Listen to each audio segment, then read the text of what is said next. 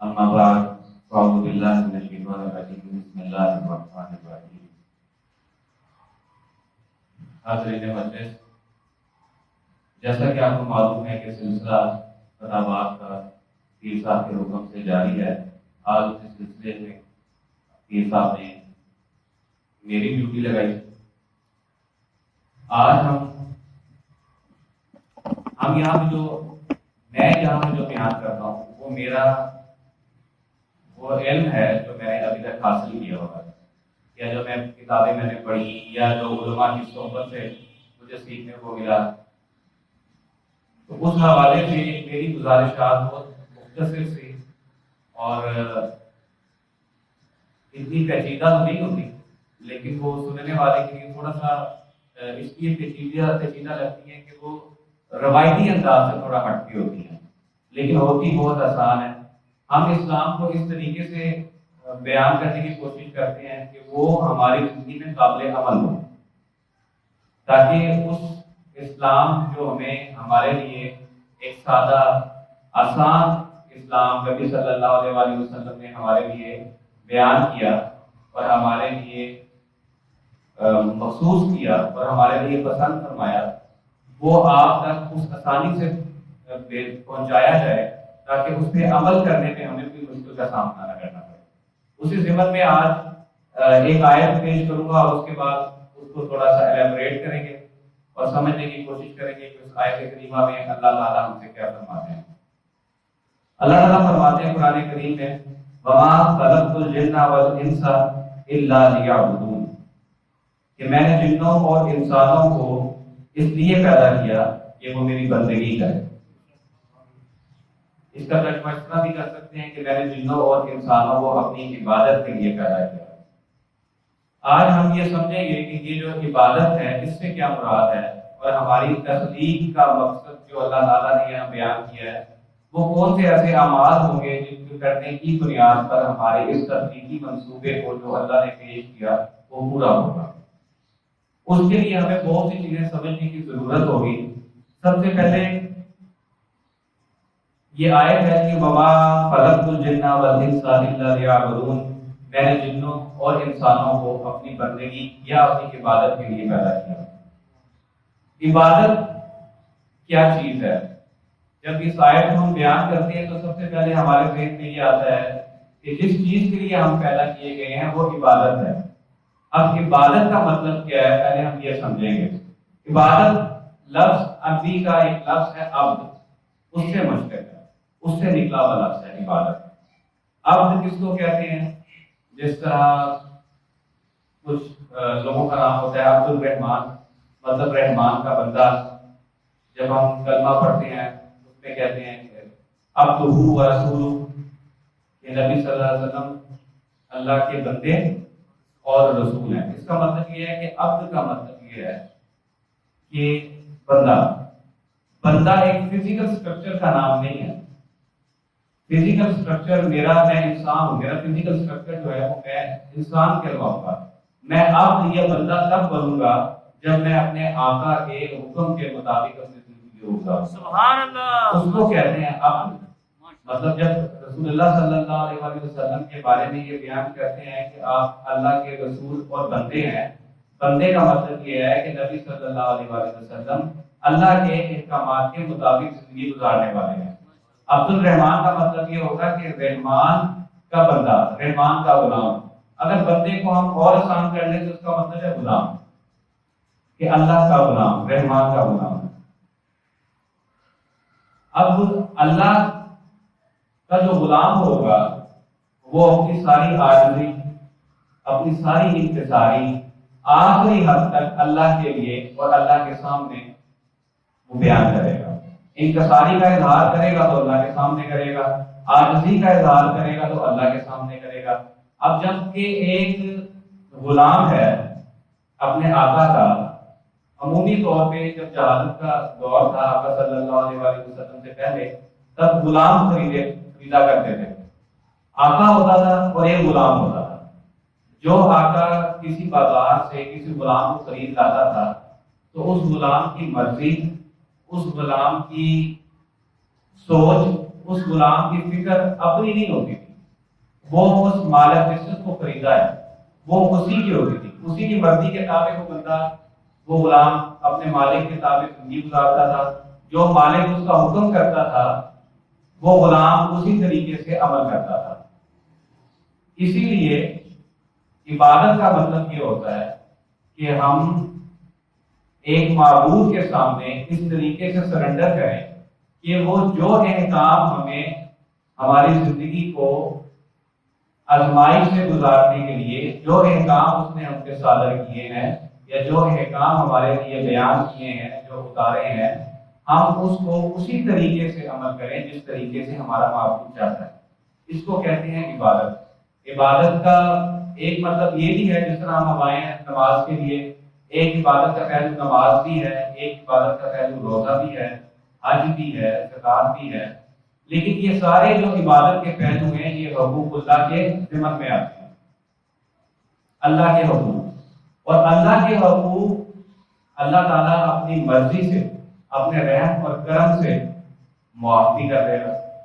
یہ اس ٹائم، اس وقت جب روز حشر جب ہمارا نامہ اعمال کھولا جائے گا تو حقوق اللہ جو ہم سے مس ہو گئے ہوں گے، نماز میں کوتاہی ہو گئی ہوگی، استطاعت کے باوجود حج نہ کر سکے، زکات نہ ادا کر سکے، یہ سارا اللہ کی مرضی پہ موقوف ہے کہ اللہ اس وقت ہمیں چاہے تو معاف کر دے، چاہے تو نہ معاف کرے۔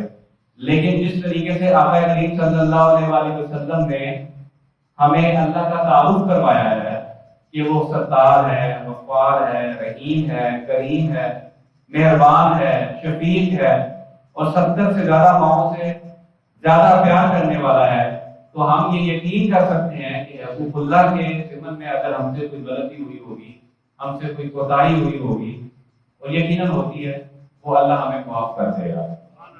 لیکن وہ والے حقوق جو حقوق العباد کے ضمن میں اللہ تعالیٰ نے ہم پہ فرض کیے ہیں، وہ کسی صورت بھی معاف نہیں ہوں گے اس وقت تک جب تک کہ وہ شخص جس کے حق کی تلافی کی گئی ہے، جب تک کہ وہ شخص خود معاف نہیں کرے۔ اور یہ بہت کچھ سادہ سا، کوئی آسان سا عمل نہیں ہے جو ہم لوگ اس کو بالکل اگنور کر دیتے ہیں۔ ہم حقوق اللہ پہ تو پورا زور دیتے ہیں، لیکن ہم حقوق العباد کی طرف نہیں آتے۔ لیکن بروز حشر جو ہمارا نامہ اعمال ہوگا، زیادہ تر لوگ جو جہنم کی طرف پھینکے جائیں گے، وہ زیادہ تر لوگ وہ ہوں گے جو حقوق العباد میں لوگوں کے ساتھ کی حد تلفی کرتے رہے ہیں۔ حقوق اللہ تو اللہ تعالیٰ اپنی مرضی سے معاف کر دے گا۔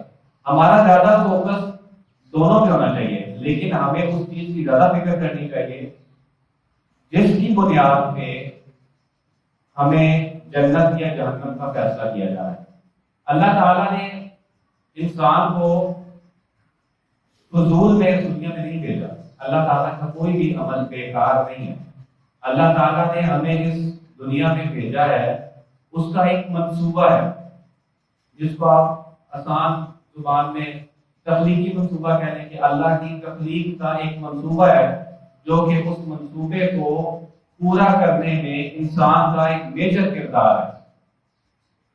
وہ منصوبہ یہ ہے کہ اللہ تعالیٰ ہمیں کچھ وقت کے لیے اس دنیا میں ٹھہرا کر، ہماری آزمائش کر کے، ہمارا امتحان لے کر، ہمیں آخرت میں یا تو ابدی طور پہ جہنم میں یا ابدی طور پہ جنت میں ٹھہرانا چاہتا ہے۔ اب یہ سارا ہم پہ موقوف ہے کہ ہم لوگ یا تو ابدی طور پہ جنت میں جائیں گے یا ہمیشہ طور پہ جہنم میں جائیں گے۔ یہ اللہ تعالیٰ کا ایک منصوبہ ہے۔ اللہ تعالیٰ نے ہمیں تھوڑی دیر کے لیے یہاں پہ ٹھہرایا ہے، 70 سال 80 سال، تاکہ وہ ہمیں جان سکے، ہمیں جان سکے، ہم کوئی عذر نہ پیش کر سکے بروز حشر کہ آپ نے اگر اللہ تعالیٰ ہمیں ابھی فیصلہ کر دیں گے یا تو کسی کو جنت میں بھیجنا ہے یا کسی کو جہنم میں بھیجنا ہے، تو ہم لوگ یہ آرزو کر سکتے ہیں کہ آپ نے کس طرح فیصلہ کر لیا کہ آپ ہمیں جنت میں بھیجیں گے یا جہنم میں۔ اللہ تعالیٰ نے بروز حشر یہ عذر دی تاکہ کوئی انسان پیش نہ کر سکے کہ میرا آپ نے فیصلہ میری مرضی کے بغیر کیا، ہمیں یہاں پہ ٹھہرایا، ہماری آزمائش کی، ہماری آزمائش کرنے کے بعد ہم میں سے کچھ لوگوں کو نکالا جو جہنم کے لیے ہے اور کچھ لوگوں کو نکالا جو جنت کے لیے۔ یہ اللہ تعالیٰ کا ایک منصوبہ ہے، اور یہ اسی طرح پورا ہوگا جب اللہ تعالیٰ ہمیں یہاں پہ ٹھہرا کر آزمائش کرے گا۔ قرآن میں اللہ تعالیٰ فرماتا ہے وَنَفْسٍ وَمَا سَوَّاهَا، اور نفس اور جیسا اسے سنوارا، فَأَلْهَمَهَا فُجُورَهَا وَتَقْوَاهَا، پھر اس کی بدی اور نیکی اسے سمجھا دی۔ قَدْ أَفْلَحَ مَنْ زَكَّاهَا، فلاح پا گیا جس نے نفس کا تزکیہ کیا، وَقَدْ خَابَ مَنْ دَسَّاهَا، اور وہ نامراد ہوا جس نے اسے آلودہ کر دیا۔ مطلب یہاں پہ کامیابی اور ناکامی کا اللہ تعالیٰ نے فیصلہ فرما دیا کہ میں نے انسان کو فجورہا و تقواہا، میں نے اس کو نیکی اور بدی دونوں سمجھا دی ہے۔ اس کے ہمارے لاشعور میں نیکی بھی ہمیں اللہ نے سمجھا دی ہے، ہمیں بدی کا بھی سمجھا دیا ہے۔ اسی لیے جب ہم کوئی برا کام کرنے جا رہے ہوں تو ہمارا دل دھڑکتا ہے، ہمیں پریشانی ہوتی ہے، ہمارا ضمیر ملامت کرتا ہے۔ وہ جو ضمیر ملامت کر رہا ہوتا ہے وہ اللہ تعالیٰ نے ہمیں سمجھایا ہوا ہے کہ یہ برائی کا راستہ ہے، لیکن اس کے باوجود ہم کر جاتے ہیں۔ یہ اللہ تعالیٰ نے ہمیں آزادی دی ہوئی ہے کہ ٹھیک ہے تمہاری مرضی ہے، یہاں پہ تم جو کرو اس کا سزا یا جزا تمہیں بروز حشر ملے گی۔ لیکن یہی وہ آزمائش ہے جس میں انسان نے کامیاب ہونا ہے۔ اگر وہ کامیاب ہو جاتا ہے، اللہ تعالیٰ نے اگر اس کو نیکی سمجھائی ہوئی ہے، بدی بھی سمجھائی ہوئی ہے، بدی پہ اس کا دل کھٹکتا ہے تو اس سے رکے، نیکی کی طرف اس کی ترغیب ملتی ہے تو وہ جائے۔ اگر وہ نیکی کی طرف جائے گا تو یقیناً بروز قیامت ہمارا جو فیصلہ ہے وہ جنت والوں لوگوں کے ساتھ ہوگا۔ لیکن اس آزمائش میں ایک چیز میں آپ کو بیان کرتا ہوں کہ یہ کوئی مدت وہاں پہ بروز حشر ہم بیان نہیں کر سکتے کہ ہمیں کسی چیز کا پتہ نہیں تھا۔ جب کوئی یہ مائک جس نے بنایا ہوگا اس کی مینول بک ہوگی، کوئی مشین کوئی بناتا ہے اس کی مینول بک ہوتی ہے، کوئی موبائل بنتا ہے اس کی مینول بک ہوتی ہے۔ مینول بک وہ ہوتی ہے جس کے اندر اگر آپ موبائل پرچیز کریں تو اس کے ساتھ ایک بک ملتی ہے جس میں بتایا جاتا ہے کہ آپ اس کو اس طرح استعمال کریں گے، آپ اس طرح کریں گے تو خراب ہوگا، اس بٹن کو دبائیں گے تو یہ ہوگا، اس بٹن کو دبائیں گے تو یہ ڈیفالٹ پہ چلا جائے گا، اس کی سیٹنگز خراب ہو جائے گی۔ وہ ساری اس انجینئر نے ہمیں ایک نوٹ ہینڈ بک کہہ لیں اس کو یا اسے مینول بک کہہ لیں وہ دی ہوتی ہے۔ اسی طرح جب اللہ تعالیٰ نے انسان کی تخلیق کی تھی تو اللہ تعالیٰ نے وہ مینول بک قرآن کی صورت میں ہمیں دے دی اس ٹائم، اور اس میں بتا دیا ہے کہ آپ یہ اعمال کریں گے تو آپ برائی کی طرف جائیں گے۔ اب میرے پاس آئی فون ہے سپوز، اور میں اس مینول بک کو نہیں پڑھتا ہوں اور اسے میں ضائع کر دیتا ہوں، اس کی میں ڈیفالٹ سیٹنگ میں چلا جاتا ہوں یا میں اس کو پھینک دیتا ہوں دور سے، وہ ٹوٹ جاتا ہے۔ تو اس میں قصور کیا ہے؟ اس میں قصور اس بنانے والے کا تو نہیں ہے، اس نے تو اس نے ہینڈ بک میں دیا ہوا ہے کہ اگر آپ اس کو اتنی دور سے پھینکیں گے تو یہ ٹوٹ جائے گا، اگر آپ اس کو پانی میں ڈالیں گے اگر وہ واٹر پروف نہیں ہے تو یہ خراب ہو جائے گا، اس نے اس بک میں بتایا ہوا ہے۔ لیکن اب وہ میرا ارادہ تھا، جب اللہ نے مجھے آزادی دی ہے کہ یا تو میں اس کو بچا کے رکھوں یا میں اس کو ضائع کر دوں، اور یہی فارمولہ یہی ترتیب اللہ نے ہمیں قرآن میں بتائی ہے کہ اس قرآن کو پڑھنے کے بعد یا تو ہم اپنے آپ کے تزکیہ کرنے اپنے نفس کو آلودگی سے بچائیں گے یا ہم نہیں بچائیں گے۔ اگر ہم نہیں بچائیں گے تو اس کا مطلب یہ نہیں ہے کہ اللہ تعالیٰ کو معلوم نہیں ہے، اللہ تعالیٰ کو پتہ ہے، اللہ تعالیٰ جانتے ہیں، لیکن اللہ تعالیٰ نے یہاں پہ ہمیں اس تخلیقی منصوبے کی تکمیل کے لیے کہ یا تو اس کے لیے میں اس انسان کے لیے ابدی طور پہ جنت کا فیصلہ کروں یا ابدی طور پہ جہنم کا فیصلہ کروں، اس تخلیقی منصوبے کی تکمیل کے لیے اللہ تعالیٰ نے ہمیں یہاں پہ تھوڑے سے عرصے کے لیے 50 60 70 سال کے لیے ہمیں آزاد کر دیا کہ اپنی سوچ کے ساتھ اپنی آزاد کے ساتھ یا تم برائی کی طرف جاؤ گے یا اچھائی کی طرف جاؤ گے۔ تو یہ چیزیں خدا تعالیٰ کے منصوبے کو ہمارے ہاں اکثر بیان نہیں کیا جاتا۔ اکثر لوگ جب برائی کی طرف انوالو ہوتے ہیں، میں بھی جب برائی کی طرف انوالو ہوتا ہوں تو میں اس کی تعویلیں کرنا شروع کر دیتا ہوں، میں نادر نہیں ہوتا، میں شرمندہ نہیں ہوتا۔ اللہ تعالیٰ کو دیکھیں، یہ دنیا پرفیکٹ دنیا نہیں ہے، یہاں پہ ہماری کتنی محدود خواہشات ایسی ہیں جو ہماری پوری نہیں ہوتی۔ ہمیں ایک اچھی گاڑی چاہیے، ہمیں اچھا بدلہ چاہیے، ہمیں اچھا فون چاہیے، اچھے کپڑے چاہیے، اچھا کھانا چاہیے، یہ ہماری خواہشات ہیں۔ اور ایک ایسی دنیا جو پرفیکٹ نہیں ہے، مطلب یہاں پہ ہماری خواہشات پوری نہیں ہو سکتی۔ ہماری خواہشات تو ہیں، اب یہ ہماری خواہشات کہاں سے آئی ہیں؟ یہ ہماری خواہشات وہاں سے آئی ہیں جہاں پہ ہم یہاں بھیجنے سے پہلے بسائے گئے جنت میں۔ جنت میں ہر چیز پرفیکٹ تھی، ہماری وہ مائنڈ وہاں پہ میک اپ ہوا کہ مجھے اچھائی کی طرف جانا ہے، مجھے پرفیکٹ رہنا ہے۔ لیکن جب ہم جنت کی دنیا میں بھیجیں گے جنت سے، تو یہ تو جنت کی طرح کی جگہ نہیں تھی، یہ تو ایک پرفیکٹ رہنے کے لیے جگہ نہیں ہے۔ یہاں پہ بیماریاں ہیں، یہاں پہ عذاب ہیں، یہاں پہ مصیبتیں ہیں، یہاں پہ رنج ہیں، تکلیفیں ہیں۔ اب ایک چیز کو میں سوچ کے اکثر پریشان بھی ہوتا ہوں کہ ہم یہاں سے نکلتے ہیں، میں یہیں پہ پڑا ہوں، ہمارے لیے یہ دنیا حادثات سے بھری ہوئی ہے۔ میں اس کو ہاتھ لگاتا ہوں، کرنٹ آتا ہے، میری ڈیتھ ہو جاتی ہے، میں چھت گرتی ہے، میں مر سکتا ہوں، میں باہر جاتا ہوں، میں پھسل کے مر سکتا ہوں، اوپر سے جو الیکٹرک وائر گزر رہی ہے وہ مجھ پہ گر سکتی ہے، بجلی کڑک کی بجلی گر سکتی ہے۔ آپ کا ایک لمحہ بھی حادثے سے باہر نہیں ہے، ہم کسی بھی ٹائم حادثے کا شکار ہو سکتے ہیں۔ یہ اللہ تعالیٰ کا کتنا کرم ہے کہ اس ایک غیر محفوظ دنیا میں بھی اللہ تعالیٰ نے ہمیں کتنا محفوظ رکھا کہ ہمیں قدم قدم پہ اللہ تعالیٰ بچا رہا ہے۔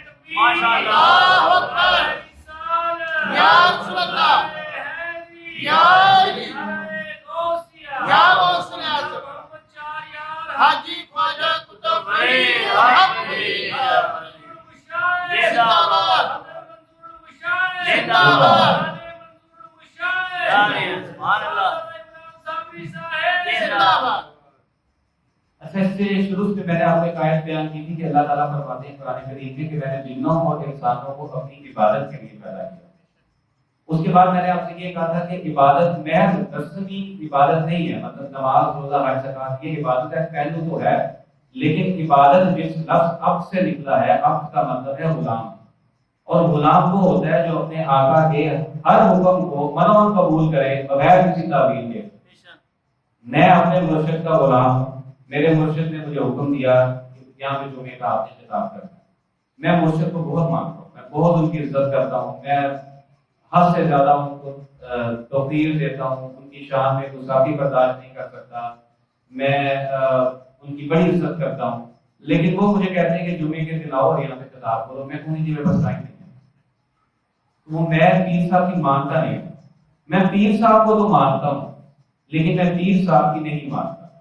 ہمارا مجموعی طور پہ ایک یہی المیہ ہے، ہم اللہ کو تو مانتے ہیں، ہم رسول اللہ صلی اللہ علیہ وسلم کی ختم نبوت کو بھی مانتے ہیں اور اس پہ ہم قتل و غارت بھی کر دیتے ہیں، رسول اللہ کی گستاخی کو برداشت نہیں کر سکتے کسی بھی صورت، ہم لڑنے مرنے اور قتل کرنے میں بھی تیار ہو جاتے ہیں، لیکن نہ ہم رسول کی مانتے ہیں اور نہ ہم اللہ کی مانتے ہیں۔ اللہ نے کہا ہے کہ میں نے جنوں اور انسانوں کو اپنی عبادت کے لیے پیدا کیا، مطلب اپنے احکامات پہ عمل پیرا کرنے اور اپنے احکامات کی بجا آوری کے لیے پیدا کیا۔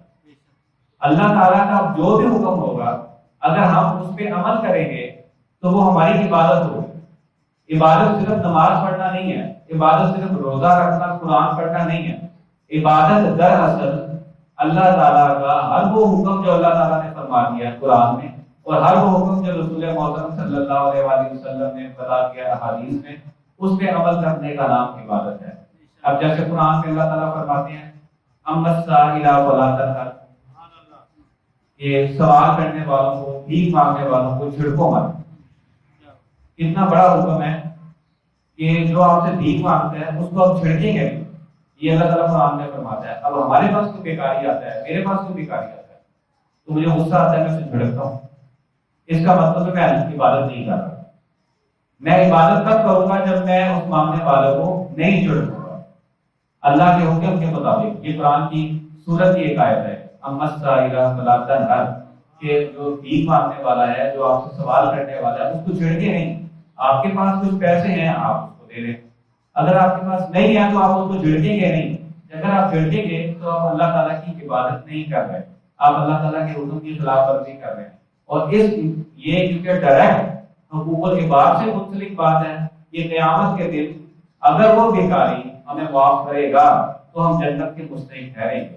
یہ جو ایک کنسیپٹ ہے ہمارے پاس سفارش کا کہ آقا صلی اللہ علیہ وسلم ہماری شفاعت کریں گے، بے شک کریں گے، اولیاء صلحاء بزرگان دین ہماری شفاعت کریں گے، بے شک کریں گے، لیکن وہ حقوق العباد کے ضمن میں اگر ہماری کوئی 100 میں سے اگر ہمیں 26 نمبر لینے ہیں تو 20 25 22 نمبر ہے تو وہاں پہ سفارش ہوگی صرف حقوق اللہ کے معاملے میں۔ حقوق العباد کے معاملے میں کسی کو ضرورت نہیں ہوگی وہاں پہ سفارش کرنے کی، اور نہ اللہ تعالیٰ کسی کی سفارش قبول کرے گا۔ وہ جو شخص ہوگا جس کا حقوق طلب ہوا ہوگا اسی کی سفارش ہوگی. اگر وہ معاف کرے گا تو ہم جنت کے مستحق ٹھہریں گے، ادروائز ہم ابدی طور پہ جہنم کے مستحق ٹھہریں گے. اس لیے قرآن نے بڑے واضح کہہ دیا کہ جو بھیک مانگنے والا آپ کے پاس آتا ہے، یہ سوال کرنے والا آتا ہے، اس کو آپ چھڑکیے نا. اب اگر ہم آج سے یہ ذہن بنائیں کہ ہم جو ہمارا بھیک مانگنے والا کوئی شخص آئے گا، اگر ہم اس کو پیسے نہیں دے سکتے، ہمارے پاس نہیں بھی ہوتے کبھی، تو ہم اس کو جھڑکیں گے، ہم اس کو بڑے پیار سے اس سے ایکسکیوز کریں گے، میرے پاس ایسے نہیں. پھر دوسرا سورہ معارج قرآن کی آخری سورتوں میں سے سورت ہے، اس میں اللہ تعالیٰ فرماتے ہیں کیا تم نے نہیں دیکھا اس شخص کو جو انصاف کے دل کو جھٹلاتا ہے، وہی ہے جو یتیم کو دھکے دیتا ہے اور مسکین کو کھانا دینے پر نہیں ابالتا. پس تباہی ہے ان نماز پڑھنے والوں کے لیے جو اپنی نماز سے غافل ہیں اور جو دکھلاوا کرتے ہیں اور معمولی عام استعمال ہونے والی اشیاء ایک دوسرے کو ادھار یا ارائے تک نہیں دیتے. کتنی خوبصورت یہ صورت ہے، اور یہ میرا نہیں خیال کہ ہمارے ممبروں سے بیان کی جاتی ہے. اس کو آج ہم اس پہ بھی تھوڑا سا فوکس کرتے ہیں، اس کو سمجھیں گے، اور یہ سمجھنا بڑا ضروری ہے.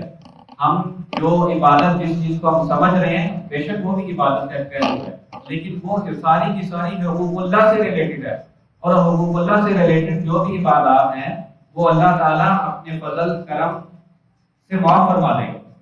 لیکن جو حقوق العباد سے متعلقہ جتنے بھی حقوق ہیں وہ اللہ تعالیٰ معاف نہیں کرے گا کسی کی سفارش پہ بھی، صرف اس کی سفارش پہ جس کا حقوق طلب ہوا ہوگا. اب یہاں پہ سورہ معارج میں اللہ تعالیٰ کیا فرماتا ہے؟ کیا تم نے نہیں دیکھا اس شخص کو جو انصاف کے لیے کو جھٹلاتا ہے؟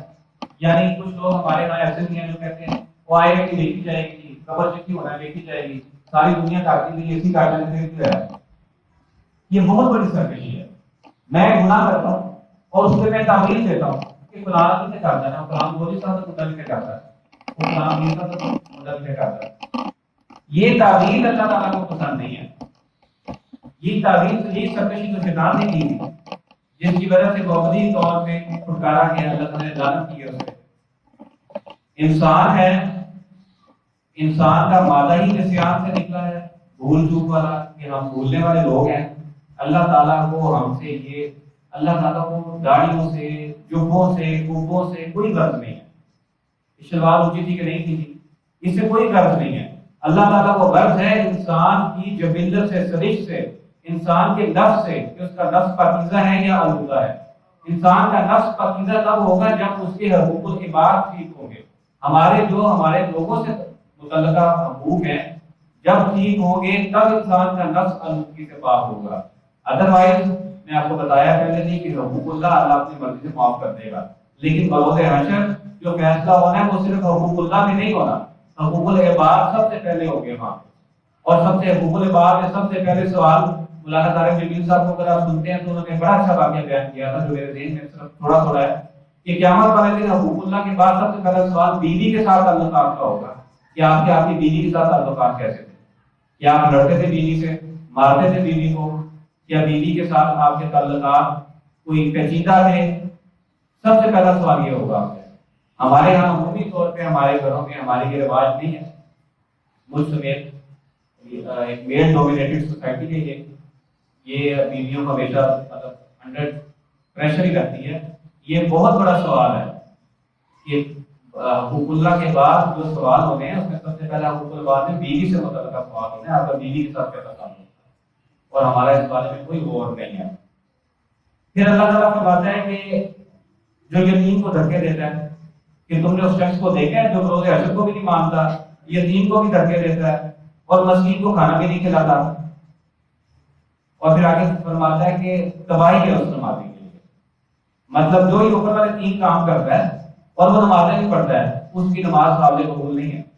جو بروز حشر کو جھٹلائے، جو یتیم کو دھکے دے اور جو مسکین کو کھانا نہ کھلائے، اللہ کہتا ہے بس تباہی ہے ان نماز پڑھنے والوں کے لیے اور جو اپنی نمازوں سے غافل ہیں. یہاں پہ یہ آیت اوپر بھی آتی ہے، نیچے بھی آتی ہے.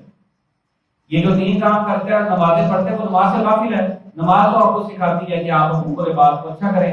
اگر آپ حقوق العباد کو اچھا نہیں کر رہے ہیں اس کا مطلب یہ ہے کہ آپ اپنی نمازوں سے غافل بھی ہیں اور ایسی نمازوں کے لیے تباہی بھی ہے.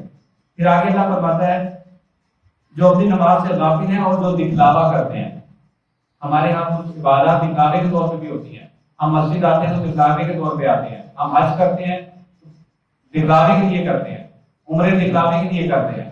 تو ایسی عبادت اللہ کے یہاں قابل قبول نہیں ہے. اور سب سے آخر میں اس آیت کا آخری جو اس سورت کا حصہ ہے وہ بڑا خوبصورت ہے. فرض دبائی ہے اور نماز پڑھنے والوں کے لیے جو اپنی نماز سے غافل ہیں اور جو دکھاوا کرتے ہیں اور جو معمولی عام استعمال کی چیز ایک دوسرے کو برتنے کے لیے آرائشن نہیں دیتے. مطلب اس شخص جو لوگ یہ کام نہیں کرتے اس کی نماز بھی غافل, وہ بھی فارغ ہے اس کی نماز. مطلب میرے پاس میرا ہمسایہ آتا ہے اور وہ کہتا ہے جی کہ مجھے آپ کی موٹر سائیکل تھوڑی دیر کے لیے چاہیے, میں نہیں دوں گا. یہ قرآن کہتا ہے جی کہ یہ غافل ہے, اس کی نماز جو ہے وہ غلط ہے اس کی نماز. میں برف نہیں دیتا اپنے ہمسائے کو جس کی فریج خراب ہو جاتی ہے. میں پانی استعمال کرنے نہیں دیتا اپنے ہمسائے کو. میں سیڑھی بھی مانگنے آتا ہے گھر میں نہیں دیتا, کوئی برتن مانگنے آ جائے میں نہیں دیتا. عمومی طور پہ گاؤں میں رواج ہوتا ہے کہ کوئی مرچیں مانگنے آ گیا, کوئی نمک مانگنے آ گیا, کوئی چینی مانگنے آ گیا. وہ ہمسایوں والے ہم تعلق نہیں قائم کرتے. اور اللہ تعالیٰ نے سیدھا فرما دیا ہے کہ بس تباہی ہے نماز پڑھنے والوں کے لیے جو اپنی نماز سے غافل ہیں اور جو دکھلاوا کرتے ہیں اور معمولی عام استعمال والی اشیاء مانگنے پر نہیں دیتے. اب مسئلہ یہ ہے کہ اگر اس طرح کی چیزوں کو بیان کیا جائے گا ہماری سوسائٹی میں بہت جلدی اور ریپڈ چینج آئے گا. اب مسئلہ یہ ہے کہ ہمارے ہاں جو ممبر پہ جو لوگ ہوتے ہیں وہ نہ تو خود قرآن کا ترجمہ پڑھتے ہیں مجھ سمیت, اور نہ وہ اس طرح کی مزاج ہے ان کا, اور نہ سننے والوں کا یہ مزاج ہے. سننے والے جب کوئی تقریر سن کے جاتے ہیں تو کہتے ہیں ان کا ایک خاص ان کا ایک بات مزہ آ گیا, بڑی اچھی تقریر کی تھی, بمبے بلا دے. اب یہ مزے والی تقریر مجھے سمجھ نہیں آئی آج تک کہ میں تقریر کروں آپ کو مزہ آئے. تقریر میں مزہ کیسے آتا ہے؟ تقریر تو ہوتی ہے آپ کو سمجھنے کے لیے, اصلاح کے لیے, تربیت کے لیے, تاکہ سوسائٹی بدلے, معاشرہ بدلے, گھر بدلے, انسان خود بدلے. لیکن ہم جب اٹھ کے جاتے ہیں تو جس تقریر میں نعرے زیادہ ہوں گے, جس تقریر میں شور زیادہ ہوگا, جس تقریر میں اور باتیں زیادہ ہوں گی, وہ سننے والوں کو بہت مزہ دیں گی. اس طرح کی باتیں جو انسان کو سیریس نوٹ کی طرف لے کے جائیں, جو انسان کی تربیت کریں, جو انسان کو انسان پر آگے معاشرے میں جینا سکھائیں, جو معاشرے کے ساتھ تعلق, گھر والوں کا تعلق گھر والوں کے ساتھ بہتر کریں, اس طرح کی تقریریں ہمیں پسند نہیں آتی. اسی وجہ سے ہمارا یہ مزاج بن گیا اوورآل کہ ہم لوگ اس طرح کی چیزوں کو نہ بیان کرتے ہیں اور نہ ہم سنتے ہیں. آج سے اگر ہم ان چیزوں پہ عمل کرنا شروع کر دیں کہ ہمارے ہمسائے میں اگر کوئی ہم سے کوئی چیز مانگنے کے لیے آئے اور ہم اس کو ارائکن دے دیں تو آپ یقین کریں آپ اللہ کی عبادت کر رہے ہیں. قرآن کی آیت کی روح سے جس میں اللہ نے کہا ہے کہ میں نے جنوں اور انسانوں کو اپنی عبادت کے لیے پیدا کیا ہے. وہ عبادت کی اگر آپ برف دیتے ہیں اپنے ہمسائے کو آپ عبادت کر رہے ہیں. اگر کوئی سیڑھی مانگنے آئے آپ عبادت کر رہے ہیں. اگر مرچیں ہیں, نمک, اس طرح کی چیزیں, چھوٹی چھوٹی چیزیں آپ کے گھر مانگنے کے لیے آ جاتے ہیں لوگ.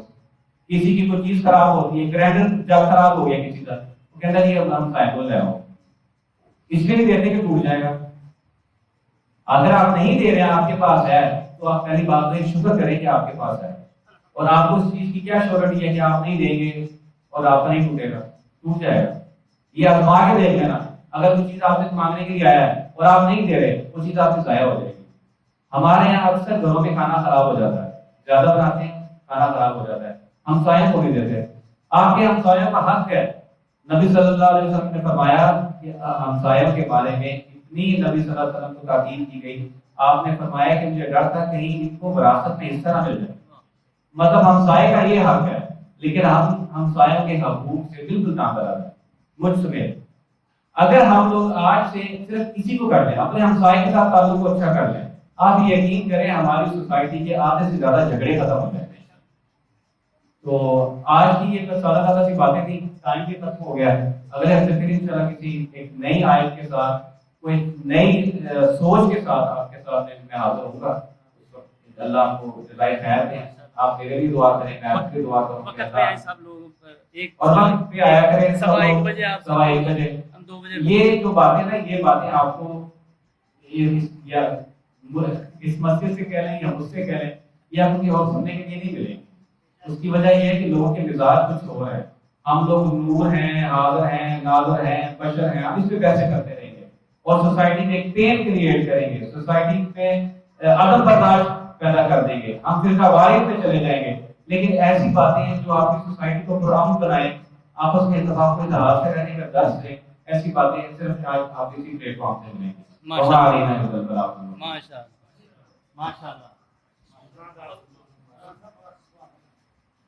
صاحبزادہ عمران احمد صافی صاحب نہایت ہی خوبصورت اعلیٰ علمی تحقیقی اور اصلاحی بیان فرما رہے تھے۔ اللہ تعالیٰ ہمیں ان کو سننے اور سمجھنے کی توفیق عطا فرمائے اور ان پر عمل کرنے کی توفیق عطا فرمائے۔ آمین۔